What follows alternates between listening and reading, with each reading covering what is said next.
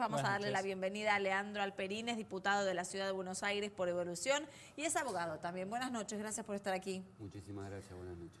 Bueno, en realidad ha despertado toda la situación de la publicación en el boletín oficial de este protocolo de aborto impulsado por el secretario de Salud, todo tipo de tensiones, ¿no? Y repercusiones incluso también no solamente dentro de Cambiemos, sino por fuera del espacio político. ¿Usted qué análisis hace de todo esto?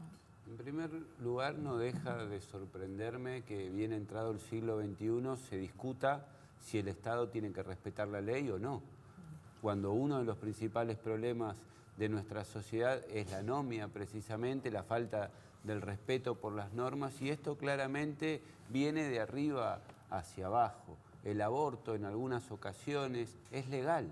El aborto está permitido por la ley y no es nuevo, está permitido desde el año 1921 cuando se sancionó el Código Penal. Ya pasaron 98 años.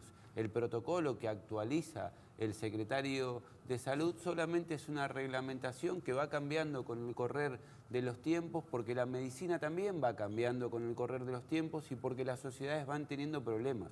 Y además limpia como algunos grises, ¿no? En lo que varios de los profesionales se escudaban como para no cumplir la ley. Es que este era uno de los problemas, es uno de los problemas. Hay lugares, hay hospitales públicos en donde las mujeres van a practicarse un aborto legal y hay profesionales y establecimientos que se niegan a practicarlo cuando la ley no lo autoriza. Puede haber objeción de conciencia por parte de algún profesional, es entendible por razones religiosas que así suceda, pero el establecimiento no puede negarse a respetar la ley y el protocolo avanzaba sobre la claridad en estas cuestiones en función de un fallo de la Corte Suprema, que es el fallo FAL, que no permite, obliga al Estado a hacer el aborto bajo determinadas circunstancias. Sí. Ahora, hay 7 provincias que no adhirieron a este protocolo y que tampoco tienen su propio protocolo. Por ejemplo, la Ciudad de Buenos Aires tiene el propio, que algunos son más flexibles, otros más restrictivos.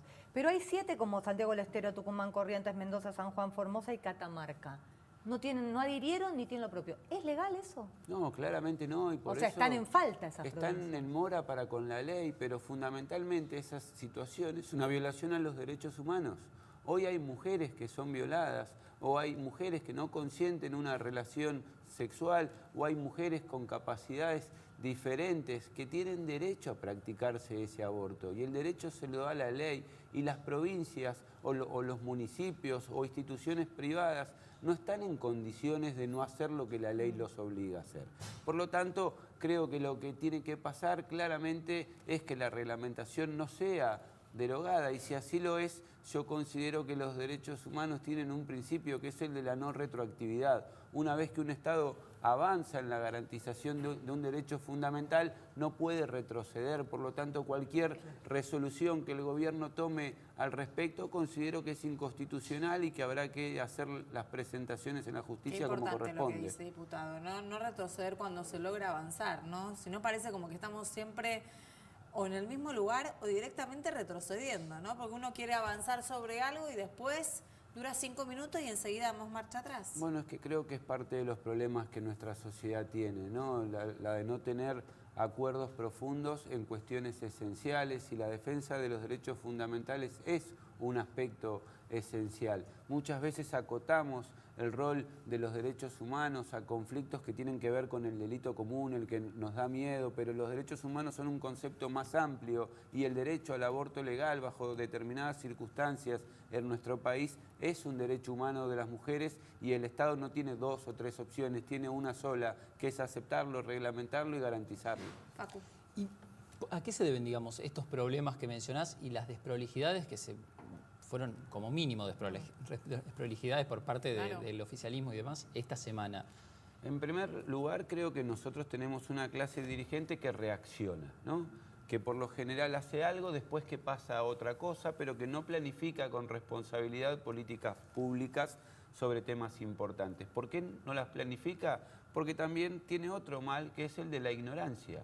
En general, muchísimos dirigentes que están a cargo de lugares importantes no saben sobre lo que gestionan, por lo tanto, gestionan a los ponchazos. Alguien pide algo o alguien no pide algo y en función de eso se hace. En tercer lugar, creo que se mezcla, ¿no?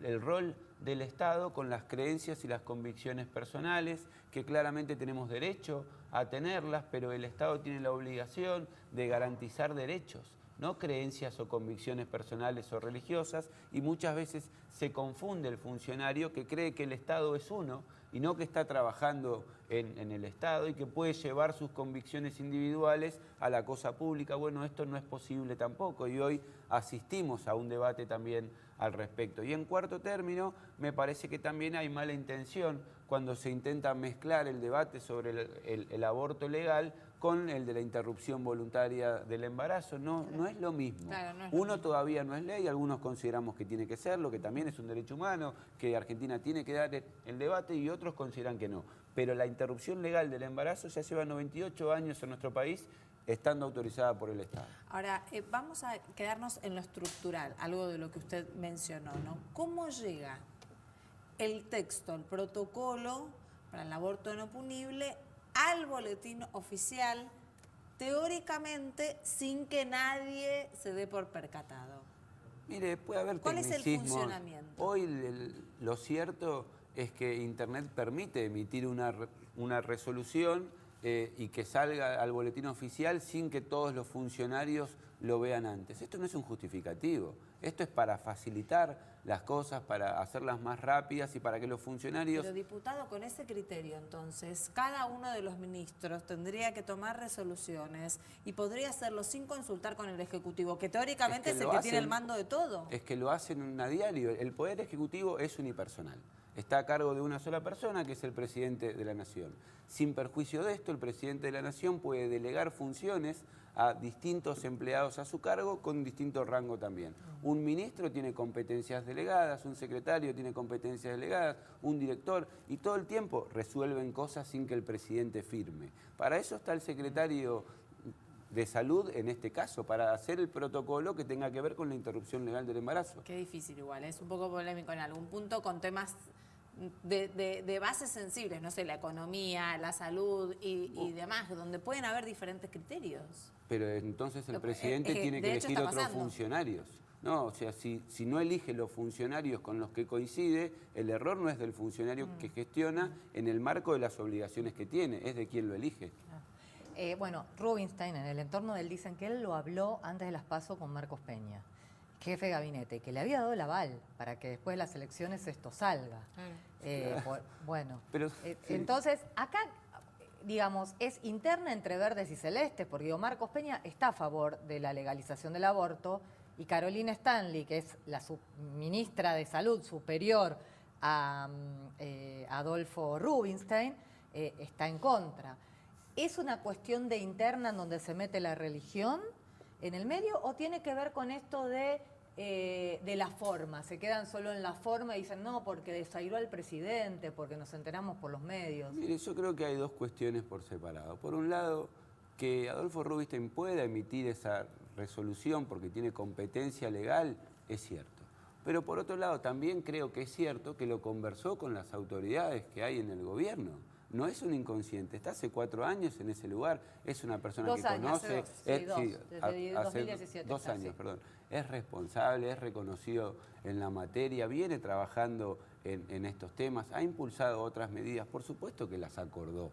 Lo que el gobierno hizo es reaccionar, una vez más, vinculándolo con lo que le decía antes, cuando vio la presión de sectores vinculados a los cultos católicos, a los evangelistas, percibió una tensión y resolvió en favor de lo que cree le conviene electoralmente. No hay otro argumento que uno pueda analizar, sin perjuicio que no coincide y que no siempre hay que hacer lo que conviene y que los gobiernos no pueden hacer lo que conviene, sino lo que corresponde. Creo que el gobierno eligió, analizando su conveniencia, ni siquiera de la coalición electoral a la que representa, sino del partido que en este momento es mayoritario en esa coalición, y eso es lo que los radicales cuestionamos también. El debate sobre el aborto en Cambiemos, en Juntos por el Cambio, lo aceptamos y lo promovemos. El debate sobre si se puede respetar la ley o no respetar la ley en materia de interrupción legal del embarazo, para el radicalismo es inaceptable. Es una conquista frente a la cual no se puede retroceder. ¿No es un escándalo para el gobierno a 20 días de salir Mire, yo creo que es una contradicción más de un gobierno que ha dado pocas respuestas a los problemas profundos que tenía la ciudadanía cuando los elegimos en 2015. Si bien ha habido avances en muchísimos aspectos, también ha habido retrocesos y congelamientos en muchísimos otros. Bueno, este es uno en el cual parece que no solo no va a haber avances profundos, sino que además quieren producir algún retroceso. Y sí, esto va a traer tensiones en la coalición. Nosotros igual tenemos que ser muy responsables, ¿no? Que haya tensiones no significa que la coalición esté en riesgo. Sabemos y sabíamos al momento de conformar Juntos por el Cambio que el radicalismo y el PRO no somos partidos iguales. Tenemos diferencias y en algunos temas, como en este, tenemos diferencias profundas. Pero también tenemos coincidencias y eso es lo que nos va a hacer preservar esta coalición, pero en temas como estos podemos no votar igual y esto no es grave, ¿no? Por supuesto. Hablando justamente de avances profundos o incluso diferencias profundas, ¿el tema de haber degradado el Ministerio de Salud a Secretaría influye? ¿No termina siendo un daño colateral esto que sucedió? Bueno, fijémonos hasta qué punto influye, porque cuando bajó de Ministerio a Secretaría, el presidente dijo que era para ahorrar gastos, no para quitarle autonomía a la gestión en materia de salud en el país, que iba a mantener igual jerarquía, sin perjuicio que tenía menor rango, pero que era solamente por una cuestión presupuestaria. Ahora, cuando en el ejercicio de sus funciones el secretario de Salud hace el protocolo que hace para la interrupción legal, parece que había una ministra que sí tenía más competencia o más autoridad jerárquica que el secretario. O nos mintieron o se equivocaron. En cualquier caso, habla de una mala gestión en la materia, por lo menos en esta área también. Bueno, vamos a la práctica, ¿no? En el día de hoy, por ejemplo, una joven se presenta en una clínica, en un hospital y pretende llevar a cabo el protocolo. Y no la dejan. ¿Estarían en contra de la ley? De cualquier forma hay un protocolo. El gobierno anterior hizo lo mismo. Antes de irse, para no pelearse con la iglesia, también hizo un protocolo. Ajá. Entonces, este protocolo lo que hacía es actualizar y clarificar algunas... El del 2015, claro. Este protocolo lo que hacía es actualizarse, por un lado, que es necesario, y por otro lado clarificar en relación a las cuestiones de algunas provincias que se negaban a hacerlo, si pueden y con qué plazos, marcaba 10 días de plazo, o sea, avances. No es que el derecho no está. Y de cualquier forma, antes del protocolo del 2015 ya había habido otro en el 2010. Y de cualquier forma está el Código Penal, ¿no? Claro. Entonces, de última lo que va a tener que pasar es lo que lamentablemente pasa, que muchísimas mujeres van a tener que seguir yendo a la justicia para garantizar un derecho que el Poder Ejecutivo debiera garantizar. A lo que voy es, en la práctica, si una joven se presenta en un hospital, ¿hay diferencias en que se presente hoy o que se presente mañana cuando esté derogada el protocolo? Sí, en la práctica sí, claro que las hay, porque fue publicado en el boletín oficial, por lo tanto es operativo. A eso es a lo que me refiero yo con la irretroactividad de los avances en materia de derechos humanos, por lo que considero que si el gobierno deroga o modifica de manera que restringe los derechos que el protocolo que se publicó ayer establece, estaría violando los derechos humanos, o sea, desde mi perspectiva. Entre 24 y 48 horas tenemos dos países distintos. En algunas cosas sí. Bueno, en unas horas lo tenemos cuando hay elecciones también, ¿no? De un día para el otro cambia el país y fijémonos si no cambia, ¿no? Sí. No, la pregunta es, entonces, si se puede legalmente, quiero reforzar esto, ¿se puede mañana presentar una resolución dando marcha atrás? No se debe. ¿Pero legalmente lo puede hacer el gobierno? Yo considero que no. Pero por eso hablo planteo. Uno puede sacar, de cualquier forma esto tiene que ser objetado ante el Poder Judicial y es el Poder Judicial el que resuelve, o sea, que cuando va a haber demandas. Y tiene que haber un caso, ¿no? Claro. Si bien en la ciudad de Buenos Aires existe la posibilidad de presentarse de cualquier forma anticipándose a un conflicto, que creo yo que es lo que va a pasar y que algunos estamos analizando, por cierto, en general tiene que haber un caso para poder ampararse, para poder solicitar el auxilio del Poder Judicial, pero sí, yo considero que es absolutamente claro que si la nueva reglamentación, en caso que suceda, retrocede en materia de derechos, violenta los derechos humanos y por lo tanto es claramente inconstitucional. Diputado, gracias por estar con nosotros esta noche. Un gusto, cuando quieran.